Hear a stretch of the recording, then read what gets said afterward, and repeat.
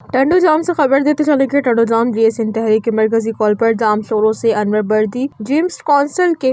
رکن فیصل ویگن کو جبری گمشدگی کے خلاف جی ایس این تحریک ٹنڈو جام کی جانب سے پارٹی چیئرمین سوریا سندھی، باقی راجپر، بشیر پہنور، عثمان سندھی اور دیگر نے احتجاجی مظاہرہ کیا۔ احتجاجی مظاہرے سے خطاب کرتے ہوئے جی ایس این تحریک کے چیئرمین سوریا سندھی نے کہا کہ 8 فروری کو فجر کے ٹائم 4 بجے کے قریب ویگو گاڑیوں اور پولیس موبائلوں میں سوار قانون نافذ کرنے والے اداروں کے اہلکاروں نے گاؤں یوسف کھوسو پر چڑھائی کر کے گھر پہ حملہ کر کے 4 دیواری کا تقدس پامال کر کے جی ایس این تحریک کے وائس چیئرمین انور بردی کو گرفتار کر لیا گیا اور سعید آباد میں جیمز کونسل کے رکن فیصل ویگن کو بھی قانون نافذ کرنے والے اداروں اور پولیس اہلکاروں نے گرفتار کر لیا۔ انہوں نے کہا کہ انور بردی اور فیصل ویگن پرامن سیاسی رہنما ہے جن کا جرم یہ ہے کہ وہ سندھ کے حقوق کے لیے جدوجہد کرتے ہیں۔ انہوں نے کہا کہ ملکی آئین کے آرٹیکل 10 میں لکھا ہے کہ اگر کسی پر کچھ بھی الزام ہو تو اسے 24 گھنٹے کے اندر مجسٹریٹ کے سامنے پیش کرنا ہوتا ہے، لیکن یہاں پر پرامن سیاسی کارکنوں کو قانون کی دھجیاں اڑاتے ہوئے سالہ سال قید میں رکھا جاتا ہے۔ انہوں نے کہا کہ جی ایس این تحریک کے خلاف آپریشن شروع کر دیا گیا ہے۔ انہوں نے کہا کہ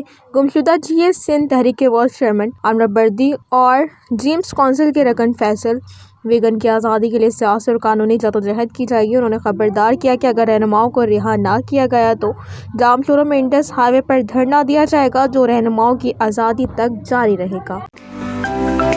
To watch more videos, please subscribe to our channel and click the bell icon.